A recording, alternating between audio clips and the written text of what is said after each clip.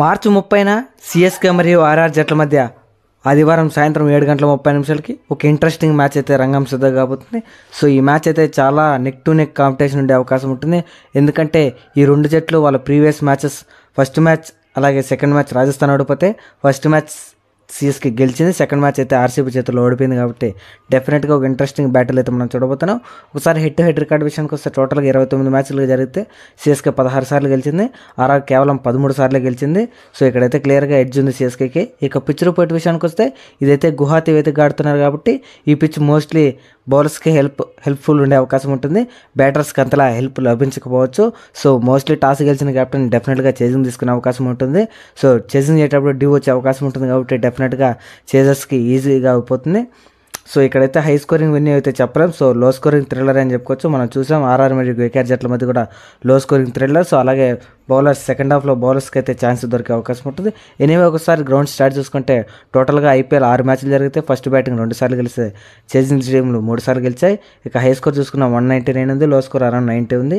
ఇక CSK team విషయానికి వస్తే వాళ్ళు తమ ఆడిన మొదటి మ్యాచ్లో అగైనెస్ట్ ముంబైతో మంచిగా ఆడినప్పటికీ అప్ టు ద మార్క్ అయితే బ్యాటింగ్ లేదు. అలాగే రెండో మ్యాచ్లో పూర్తిగా తెలిపోయిందని చెప్పుకోవచ్చు. ఆర్సీబీపై వాళ్ళైతే ఘోర పరాజయం అయితే ఎదుర్కోవడం వచ్చింది. సో 50 పరుగుల తేడాతో వాళ్ళైతే ఆర్సీబీపై ఓడిపోయారని చెప్పుకోవచ్చు. అందులోనూ వాళ్ళ హోమ్ గ్రౌండ్ చపాక్ స్టేడియంలో 18 ఏళ్ల తర్వాత అయితే వాళ్ళు అయితే ఓడిపోవడం జరిగింది. ఇదైతే ఎవరో ఊహించలేదని చెప్పుకోవచ్చు. రెండో మ్యాచ్లో కూడా వాళ్ళ మెయిన్ బౌలర్ నూర్ అహ్మద్ అయితే చాలా ఎక్సలెంట్ బౌలింగ్ అయితే అతను అయితే వేయడం జరిగింది. ఇక రెండో మ్యాచ్లో ఓడిపోవడానికి కారణాలు ఏమైనా ఉన్నాయంటే డెఫినెట్గా అది ఫీల్డింగ్ అని చెప్పుకోవచ్చు. వాళ్ళైతే మోస్ట్ ఆఫ్ ద క్యాచెస్ అయితే వాళ్ళైతే డ్రాప్ చేశారు. సో అలాంటి క్యాచెస్ విన్ మ్యాచెస్ అంటారు. సో అలాంటి ఫీలింగ్లో వాళ్ళైతే చాలా మిస్టేక్స్ చేశారు కాబట్టి వాళ్ళైతే మ్యాచ్ని అయితే కోల్పోవడం జరిగింది. సో వాళ్ళ పేస్ బౌలింగ్ అయితే మంచిగానే బౌలింగ్ పడింది అని చెప్పుకోవచ్చు. బోత్ పత్రినా అలాగే ఖలీల్ అహ్మద్. సో వీళ్ళ పేసర్స్ బాగా వేసినప్పటికీ స్పిన్నర్స్ కూడా బాగానే వేస్తున్నారు. వాళ్ళు ఫామ్లోకి రావాల్సిన రవీంద్ర జడేజా అలాగే రవి అశ్విన్ అయితే ఇంకా ఫామ్లోకి రాలేదని చెప్పుకోవచ్చు. వీళ్ళిద్దరు ఫామ్లోకి వస్తే చెన్నై టీం ఎక్కడికో వెళ్తుంది. సో బోత్ బ్యాటింగ్ అండ్ బౌలింగ్లో వీళ్ళిద్దరు కృషి చాలా ఉంటుందని చెప్పుకోవచ్చు చెన్నై టీంకి. సో అలాంటి పర్ఫార్మెన్స్ వీళ్ళు ఈ మ్యాచ్లో అయినా డెలివర్ చేస్తారా లేదో చూడాలి. ఇక ఎంఎస్ ధోని కూడా బ్యాటింగ్లో అప్ టు ద ఆర్డర్ రావాలి. నెంబర్ 7 కాదు, నెంబర్ 5 నెంబర్ 6లో కూడా రావాలి. సో అతని హిట్టింగ్ కారణమే టీం స్కోర్ ఎక్కడికో వెళ్తుంది. సో అతను ఎప్పుడు నెంబర్ 7లో అనుకుంటే స్కోర్ అయితే ఎక్కువ వెళ్ళే అవకాశం ఉండదు. రుతురాజ్ గైక్వాడ్ ఈ మ్యాచ్లో ఎలాంటి క్యాప్టెన్సీ చేస్తారో చూడాలి. అగైనెస్ట్ ఆర్సీబీ అయితే తన క్యాప్టెన్సీ కూడా అప్ టు ద మార్క్ లేదని చెప్పుకోవచ్చు బౌలింగ్ చేంజెస్లో. సో డెఫినెట్గా ఈ మ్యాచ్ అయితే చాలా క్రూషియల్ కాబోతుంది. సో ఛాంపియన్స్ ఎప్పుడు ఛాంపియన్స్ లాగా ఆడాలి కాబట్టి వాళ్ళైతే ఈ మ్యాచ్లో భారీ మార్పులు అయితే చేస్తారని నేనైతే అనుకుంటున్నాను.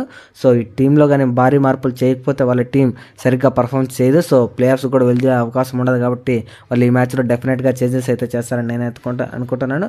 సో బోత్ దీపక్ కూడా అలాగే శ్యామ్ కర్న్ అయితే వాళ్ళ రేంజ్ బ్యాటింగ్ అలాగే బౌలింగ్ అయితే చేయలేదని చెప్పుకోవచ్చు వాళ్ళు ఆడిన మొదటి 2 మ్యాచ్ల్లో. సో డెఫినెట్గా ఈసారి ఆడబోయే ఆర్ఆర్తో అగైనెస్ట్గా ఆడబోయే మ్యాచ్లో డెఫినెట్గా టీంలో భారీ మార్పులు అయితే చేస్తున్నారు. సో వాళ్ళ టీం ఎలా ఉండబోతుందో చూద్దాం. సో వీళ్ళిద్దరు రుతురాజ్ గైక్వాడ్ క్యాప్టెన్సీ ఈసారి ఈ మ్యాచ్లో ఎలా ఉండబోతుందో చూడాలి. సో ఛాంపియన్స్ లాగా ఆడారు కాబట్టి ఈ మ్యాచ్లో చాలా క్రూషియల్ ఆడబోతున్నాడు రుతురాజ్ గైక్వాడ్ కూడా. సో వాళ్ళ ప్లేయింగ్ లెవెన్ ఒకసారి చూసుకుంటే ఓపెనర్స్గా డివాన్ కాన్వే అలాగే రుతురాజ్ గైక్వాడ్. ఇక నెంబర్ 3లో రాహుల్ త్రిపాఠి, నెంబర్ 4లో రచిన్ రవీంద్ర, నెంబర్ 5లో విజయ్ శంకర్, నెంబర్ 6లో రవీంద్ర జడేజా, నెంబర్ 7లో రవిచంద్రన్ అశ్విన్, నెంబర్ 8లో ఎంఎస్ ధోని, నెంబర్ 9లో నూర్ అహ్మద్, నెంబర్ 10లో మతీష్ పత్రినా, నెంబర్ 11లో ఖలీల్ అహ్మద్. ఇక ఇంపాక్ట్ ప్లేయర్గా శివన్ దుబే వచ్చే అవకాశం ఉంటుంది. సో రుతురాజ్ గైక్వాడ్ అయితే ఇంతకుముందు మ్యాచ్ ఆర్సీబీ అగైనెస్ట్ ఆడిన మ్యాచ్లో డక్అవుట్ అయ్యాడు. సో ఈ మ్యాచ్లో స్టెప్ అప్ అవ్వాలి. సో వాళ్ళ టీం అయితే చాలా స్ట్రాంగ్గా ఉన్న దాంట్లో ఎలాంటి సందేహం లేదు. సో ఈ టీంతో వెళ్తే డెఫినెట్గా నేనైతే గెలుస్తారనుకుంటున్నాను. మీరే ఒక కింద కామెంట్ చేయండి. సో ఇక రాజస్థాన్ రాయల్స్ విషయానికి వస్తే వాళ్ళు ఆడిన మొదటి 2 మ్యాచ్లను సో చాలా ఘోరంగా అయితే ఓడిపోవడం జరిగింది. మెయిన్లీ వాళ్ళు ఆడిన ఎస్ఆర్హెచ్తో వాళ్ళైతే ఘోరంగా ఓడిపోయారు. వాళ్ళ బౌలర్స్ ఫెయిల్యూర్ అయ్యారు. అలాగే వాళ్ళు ఆడిన 2వ మ్యాచ్ కోల్కతాతో కూడా వాళ్ళ బ్యాటింగ్ అయినా పూర్తిగా డిసప్పాయింట్ చేసిందని చెప్పుకోవచ్చు. ప్రతి ప్లేయర్ రాంగ్ షాట్ ఆడైతే వాళ్ళ వికెట్ని అయితే గిఫ్ట్గా ఇచ్చేస్తారు. సో రియాన్ పరాగ్ అయితే ఇతని కెప్టెన్సీ చేస్తున్నాడు కాబట్టి అతను ఆడిన 2 మ్యాచ్ల్లోనూ తనైతే గెలిపించలేకపోయాడని చెప్పుకోవచ్చు. సో 2 మ్యాచ్ల్లో అతను కూడా బ్యాటింగ్ తరపున ఎలాంటి హెల్ప్ చేయలేదు టీంకి. సో అతని క్యాప్టెన్సీ కూడా అప్ టు ద మార్క్ లేదని చెప్పుకోవచ్చు. సో అలాగే 2వ మ్యాచ్లో నితీష్ రాణా కూడా తన వికెట్ని అయితే గిఫ్ట్గా ఇచ్చేశాడు. సో 1 డౌన్లో వచ్చిన ఈ ప్లేయర్కి అయితే చాలా హైప్ ఉంది. సో అలాంటి ప్లేయర్ తన ఇన్నింగ్స్ని యాంకర్ చేయకుండా ఎలాంటి రాంగ్ షాట్స్ అయితే ఓడిపోతున్నాడు. సో ఇక ధ్రువ్ జురేల్ విషయానికి వస్తే అతను ఆడిన ఫస్ట్ మ్యాచ్లో 70 రన్స్ కొట్టినప్పటికీ సెకండ్ మ్యాచ్లో ఏదో గ్లిమ్స్ ఇచ్చాడని చెప్పుకోవచ్చు. ఇక వాళ్ళ బ్యాటింగ్లో అయినా పూర్తిగా డిసప్పాయింట్ చేస్తుంది. సో సెకండ్ మ్యాచ్లో మనం చూసాం. ఈ మ్యాచ్లో అయినా వాళ్ళు స్టెప్ అప్ అయ్యి మంచి బ్యాటింగ్ చేస్తే డెఫినెట్గా వాళ్ళ టీం కూడా మంచి స్ట్రాంగ్ పొజిషన్లో ఉంటుంది అనే దాంట్లో ఎలాంటి సందేహం లేదు. వాళ్ళ దగ్గర కూడా మంచి టీమే ఉంది. So spin attack, face attack అంతా యావరేజ్ పర్ఫార్మెన్స్ ఉంది. ఇక బ్యాటింగ్ లైనప్లో ఇన్ఎక్స్పీరియన్స్ ఉంది తప్పితే వీళ్ళ టీంను కూడా మంచిగా పర్ఫామ్ చేస్తే, వాళ్ళ స్థాయికి తగ్గట్టు పర్ఫామ్ చేస్తే డెఫినెట్గా సిఎస్కే అగైనెస్ట్తో డెఫినెట్గా గెలిచే అవకాశాలు ఉంటుంది. మెయిన్లీ రియాన్ పరాగ్, సంజు శాంసన్ లాంటి ప్లేయర్ స్టెప్ అప్ అయ్యి వాళ్ళ టీంకి రన్స్తో కొత్త సహకరించాలనే దాంట్లో ఎలాంటి సందేహం లేదు.